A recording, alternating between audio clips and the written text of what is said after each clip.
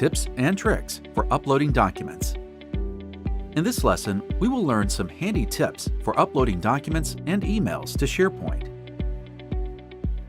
Our first scenario is when I send a document to an outside consultant for review, and they send it back with a new document name.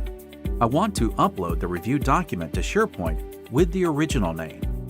To do so, I drag the document with a new name on top of the document already stored on SharePoint and hover for 2 seconds. A tooltip suggests adding this document as a new version of the other document. I drop the document and the upload process begins.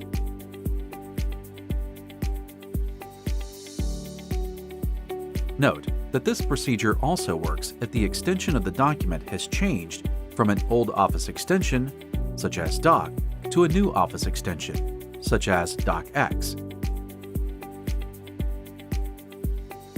Another scenario is when I want to upload an email or a document to a grouped view of a SharePoint location. First, I browse to this location.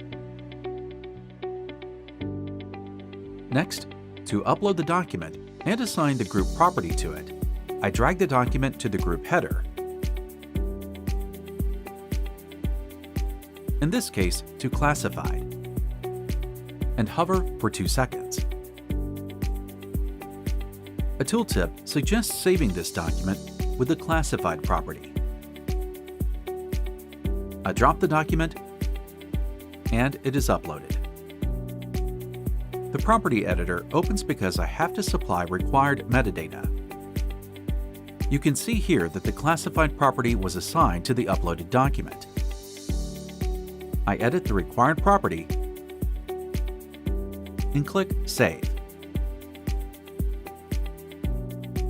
The uploaded document is seen here in the Classified group.